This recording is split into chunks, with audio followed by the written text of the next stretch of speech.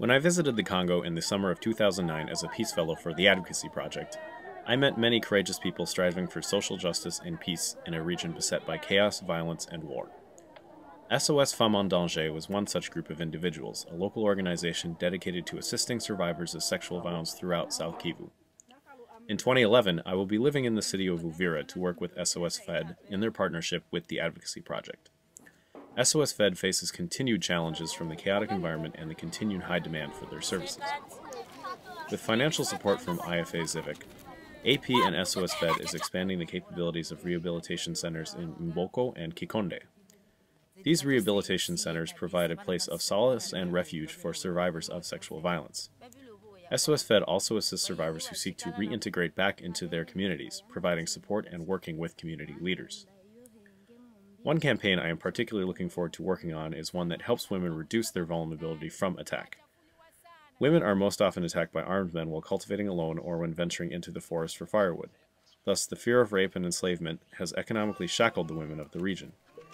By using group cultivation techniques and alternative fuel sources, women can potentially reduce their risk and be able to harvest more crops. During rehabilitation, women at the centers in Mboko and Kikonde are taught group cultivation at fields close to the center, as well as how to use an alternative fuel briquette press which does not require wood gathered from the forest. Survivors who reintegrate can disseminate these risk-reducing practices in their communities. In addition, radio PSAs and billboards are spreading the message further throughout the region. Larger harvests through safer cultivation techniques mean more income for women, giving them economic independence and empowerment. Now, biographical information on some of the people that have made this all possible. Marceline Congolo is the founder and executive director of SOS Femmes en Danger. Marceline has experienced firsthand the war and violence that has ravaged her country. When she was a young teenager, her father and brother were killed because they refused to give her away as a child bride to an army captain.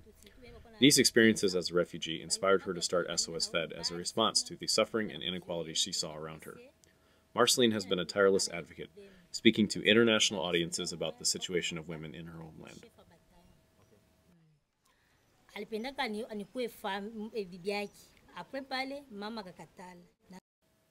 Amisi Mas is SOS Fed's able field officer.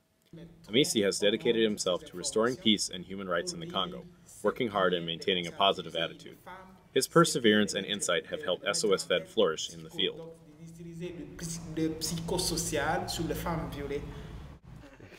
Ned Meerdink has worked for the Advocacy Project in the Congo since 2008, forging the relationship between SOS Fed and AP. Ned has been crucial to project planning and implementation, building relationships throughout Eastern Congo and helping SOS Fed map out a clear vision for the future. His knowledge and experience have been indispensable to all who work with him.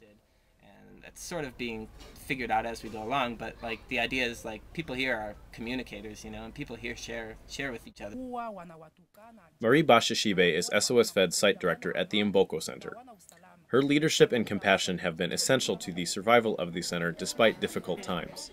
Marie has proven herself a fearless promoter of women's rights in the Congo, a strong voice for gender equity and justice despite the dangers of speaking out.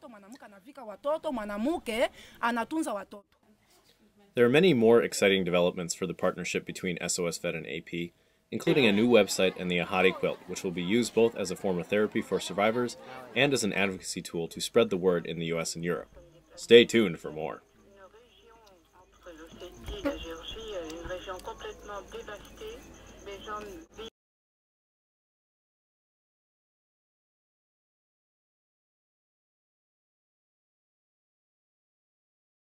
Du, unnskyld meg, det hjertet ditt begynner å bli skikkelig ekkelt.